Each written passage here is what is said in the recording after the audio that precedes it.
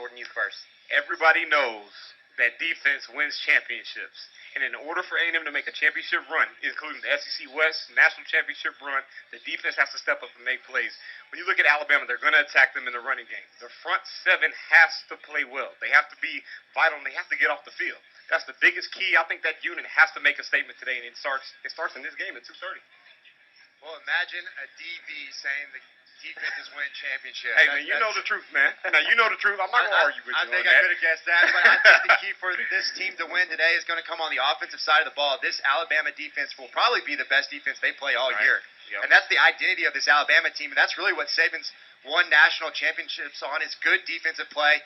So my keys for this team to be successful is Kyle Allen's got to be accurate. He's going to get a test today in man-to-man coverage, making tight window throws.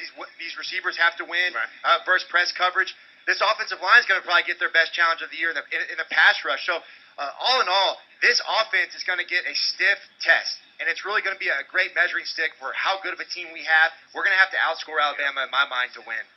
Jordan, the Aggies 8th both offensively and defensively in the red zone so far this season. Just how tough is it to get into the once you're into the red zone? How do things change for a defense whenever you got your back against the wall? I'll tell you what, as a defender, you love the red zone because you know it's a limited amount of space for the offense to run, and they only have a certain amount of plays that they can run. So when you look at that as a defense, you can be a more aggressive, especially in the back end of the defense. You can be more aggressive because you know there's a limited amount of routes that they can do. They got the end line or the 12th man in the sideline or the back of the end zone. So when you look at that, the red zone defense is the most fun, but it's also the most crucial. You got to get points, or you got to keep them from getting points. That's huge for a defense. And you know, as an offensive player, you want those points in any form or fashion. So red zone defense is going to be vital.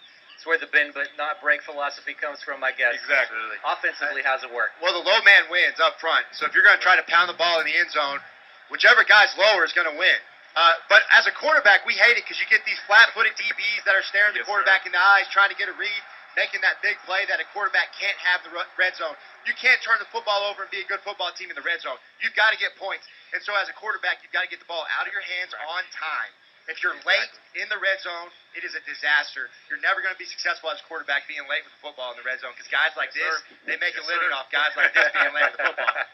And then all we want to do is create pressure, too. When you look at the D-line, you look at the two DNs that we have, you want to create pressure. You want to force them into passing downs and let those guys go. Great stuff, guys. We'll get your final thoughts on the game coming up in a little bit. Right now,